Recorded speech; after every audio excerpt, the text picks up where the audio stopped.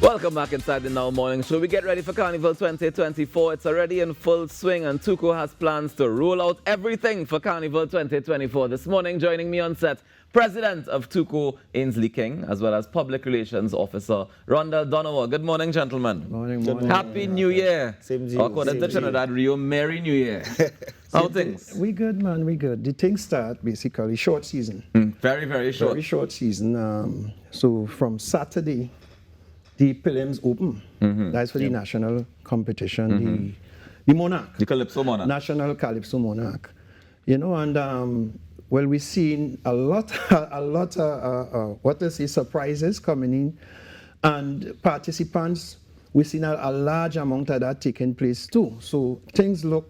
It looking like things is going to be different. It's going to be exciting. Now, I understand that you all extended the registration process a little bit, so it's open until today. We had to, because like some people got caught with their pants down, it seems, and they asked for it. So we didn't see anything in extending it. Okay. To give as much people a chance. I was wondering about that. How come it always seems like a surprise when Carnival has come around every year? I just ask myself the question. But at the same time, we have to work with the people. Right. We have to work with the people.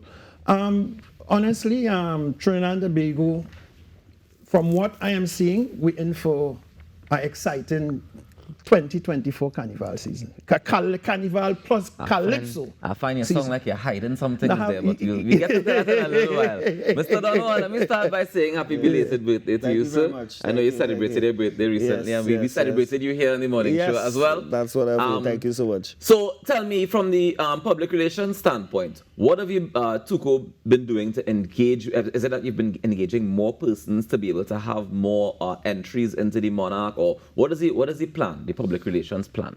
I think how it started really or evolved is that the wide range of artists, even soca artists, are fully cognizant of the fact that Calypso isn't dead. Right. Let's put it that way. Right. And therefore, we are encouraging a wide range of participants, as well as we are seeing persons who you would not expect to be saying Calypso actually coming out there and registering and showing interest. What do you think attributed to that, to people being so interested or curious even?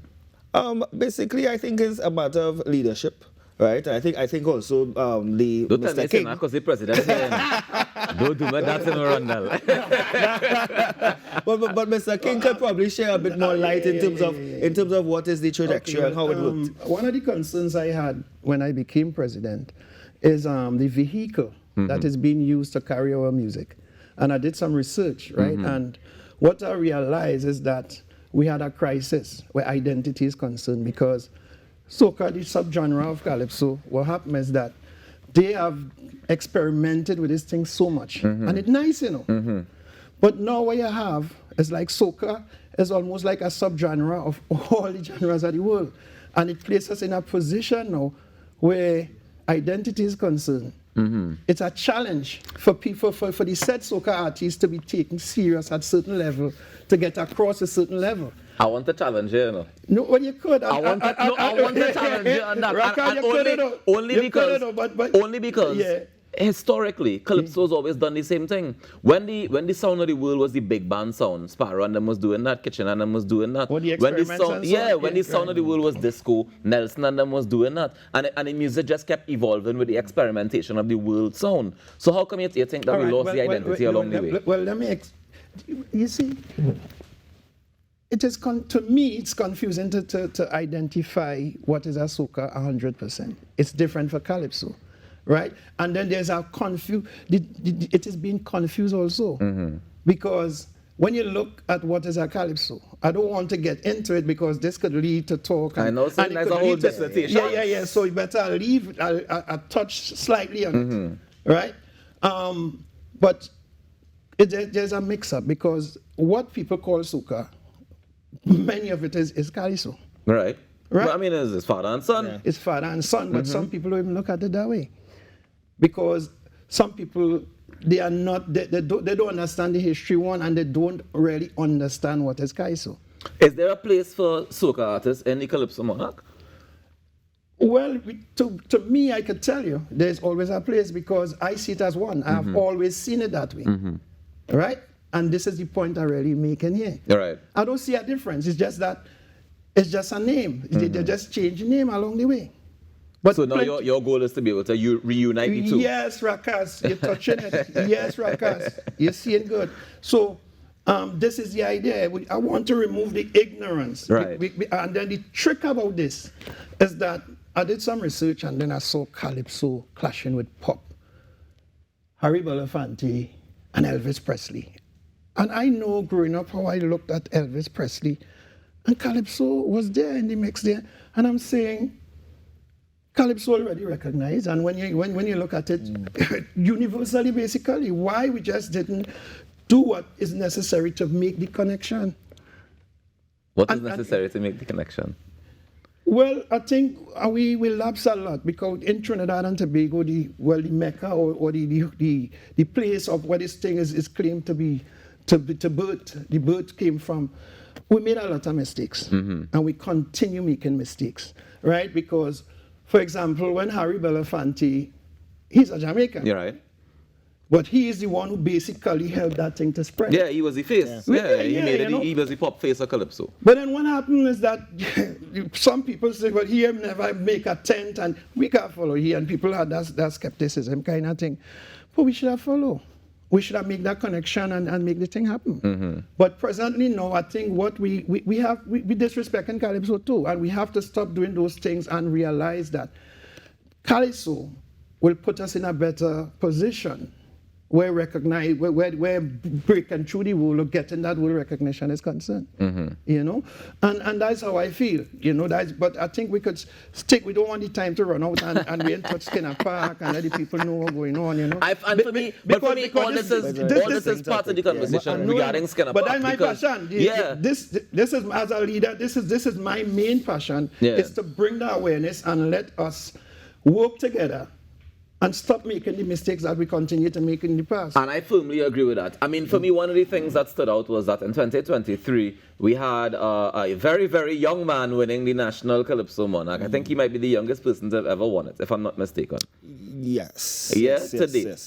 What do we have in store for 2024 that's going to make Skinner Park better than last year? We saw the return to Skinner Park last year. We got bad in the brand new Skinner Park last year. What we have in store this year, Rondell? Well, I mean, let's start with the return of the tents. I mean, we have like 4 or 5 TUCO-based tents. We have Kaiso House, we have Kaiso Caravan, Classic Rousseau, which is in City Hall. As you see, Kaiso House, the tent is going up. That's a big tent, opens on the 18th. Right. That's the one in the Savannah. In the Savannah. Right. Right. We have Magnificent Glow as well in Tobago. Okay. Right? Yeah, Tobago 10 came out. They showed up at their launch at one of the complexes.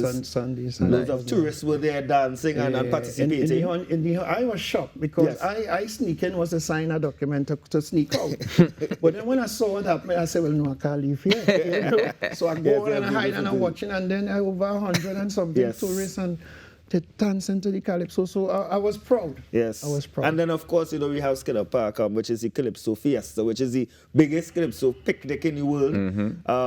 Considered a lineman spot, right? And, of course, as on the 3rd of February, early bird tickets have been, it's no longer available. However, Island tickets out. Island tickets on Island, and people could go and get it. And I'll encourage you to go and get it, because complimentary, we will not be having no complimentary for 2024. So my advice is to go out there and get the ticket. Wait, they used to have complimentaries before? I never get in that compliments. I don't understand. No. Well, unless your name is Karen. So I want to make it abundantly clear. There will not be any complimentaries for 2024. And you need to go and get those tickets. And we can't jump the fence. We can't storm. Yeah. I know it's South now. I know in South people like to storm and things. I'm just checking to see, I asking for the culture. All right, so February 3rd, we head into Skinner Park. And then we have the March Gras taking place as well. That is on the Carnival Sunday. We're working together with the NCC for the March Gras. But I'm saying this Calypso season is going to be one with a massive difference. I don't want to just jump out of the bag because I went into the office yesterday and what I discovered, it changed the whole scope of things because I didn't expect what I saw and expect to see what I saw. So you, the nation, you have a big surprise coming at you too, you know. A massive I love surprise. this is just pure teasing. All you just had to come and see the bacchanal that's about to ensue. And all you need to be prepared because this Calypso season for 2024 is going to take this thing to a totally different level. I look forward to it. Now, one of the things that happened in 2023, Rondell, is that we took Extemporama to a different level. Yes. So we have the Extempo Monarch that usually takes place, and 2023 added a new component. Yes. Tell us about it. Of course, the new component, and of course, you would know Rawkus. It's not for me, it's in the trade. We introduced the freestyle Right. competition, right, which would have incorporated the more younger persons or try to invigorate those to come and freestyle to various topics, Right. local cultural topics in a sort of like a mixed up form, right? And it's, I mean, people say it's extempo, but of course extempo has certain stanzas and certain rhymes, right? Specific rhymes. But with freestyle, basically, they were able to extemporaneously compose whatever on whatever topic in 30 seconds, right, or in 60 seconds. So it's much more of a spontaneous aspect of the competition, and it was quite successful last year. We had loads of entrants. It was at the same time at Extemporama, and we are doing it once again this year. I know Myron B, Calypso Night won both. Right, he won the freestyle. Yeah. He won the freestyle, and I think at that time he stated that he just entered just because it was available. Yeah. Right, but of course this year we're encouraging persons to come out and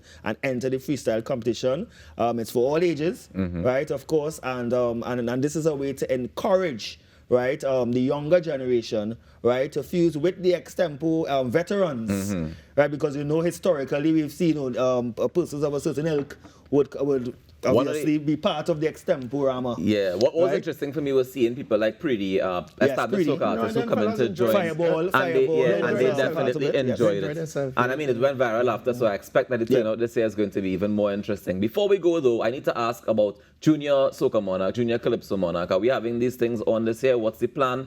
Give us a little touch on it briefly. Well, we have the Junior Calypso Monarch, right, and that is doing well. We're seeing increase with that too, right? And I must touch on the freestyle. Yeah, that made me very proud, and I commend the committee that was able to come up with that idea, because what that start creating is that it's removing that barrier. What you find happening is that them young people say, "Nah, well, I thought Kaiso was something that wasn't for us, was for daddy and them and things." So, but no, it's for there's an open door inviting them to letting them know, well, here, this is for everybody, and I really love that in moving forward here, and I hope we could continue that, because Calypso, it doesn't have any barrier.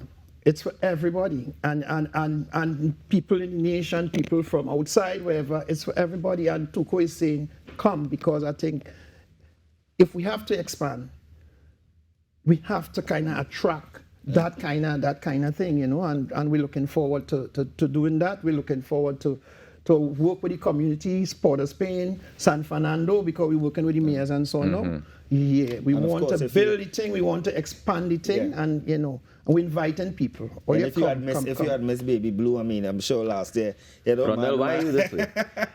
Gentlemen, thank you. I want to leave me out, and that's all. Gentlemen, thank you very much for joining me this morning. Congratulations on the efforts for 2024. I look forward to all of the competitions, all of the showcases, and of course, all the surprises. To our Facebook page, we are heavily advertising our TUCO, Tobago, Facebook, Instagram, TikTok, and of course YouTube. Right. And as well, we thank our state enterprises as well for encouraging and promoting, right, the culture, for the culture. For the culture. Right? We continue to do so, because as Bali said in the song I played to start, I'm going to end the show, all our we is Calypso. So thank you, gentlemen, for joining us, and enjoy the rest of your day. We take a quick break and come back with your birthday shouts here on the Now Morning Show. Stay tuned. Thank you.